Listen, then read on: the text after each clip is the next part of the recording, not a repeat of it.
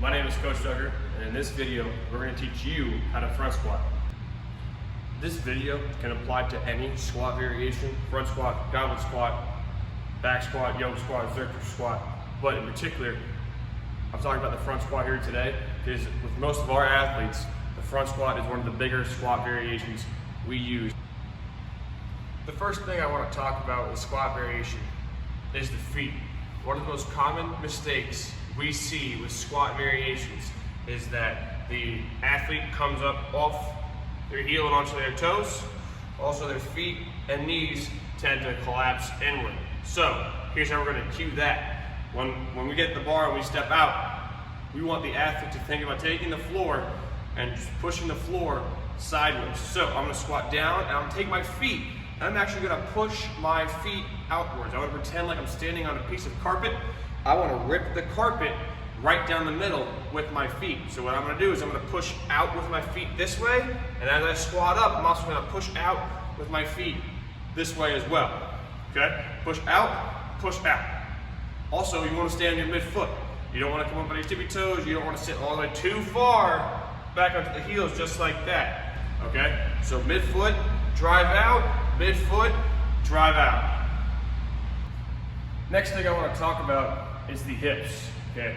Way too often, way too many times when I see athletes go to squat, and I'm talking about team sport athletes, not necessarily a power lifter or an Olympic lifter or a bodybuilder or anything like that, specifically team sport athletes, football, lacrosse, baseball, maybe even track. Biggest thing I see is when they get the bar or they implement the squat, they shoot their knees forward like this and try to keep squatting forward with their knees, forward, forward, forward.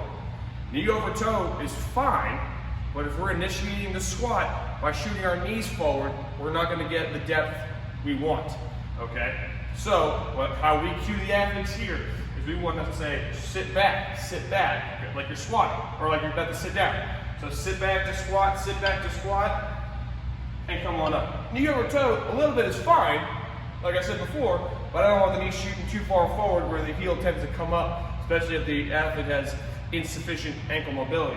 So another way to help install that is the rack hold variation of squat. So we're gonna grab the squat rack. I wanna really reach back and sit down, kind of find that balance point, kind of let go, find that balance point, and squat back up. You can hold that for time, or you can do it for reps. Hold the rack, find that position, and come back up. Again, make sure we're shooting the hips back and down. Working our way up the chain, now I want to talk about the core for squatting or any other big movement. I want to teach athletes how to brace, okay?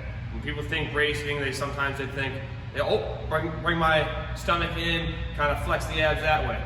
We do not want to bring our stomach in, okay? So what's gonna happen is when we bring the bar out or any other implement out, what I want to do is I want to fill my diaphragm like a balloon, okay? So what's gonna happen is I'm gonna take out the right for a squat, big breath in. I want to push my stomach out laterally, okay? As if somebody is pushing in with their two fingers this way. I'm gonna use my core and push my stomach out that way, all right? Bar out, big breath in, squat down, squat up. What I do not want, okay, especially for heavy loading, is a big breath in. I do not want to inhale on the way down and exhale on the way up, okay? I do not recommend that for athletes, okay? General population, that's a different story. However, we're dealing with athletes here who are trying to get stronger and we really want to protect their core and their back. So brace, brace, brace. Big breath in, push out laterally, squat down, squat up. The other thing we're talking about bracing is people tend to think of belts. Okay, I want to put a belt on, push into the belt. That is correct. However, when we're teaching the squat and learning the movements, I do not recommend belts, especially in the early fundamental phases of learning movements, squat, hinge, deadlift, whatever. I do not recommend belts early on.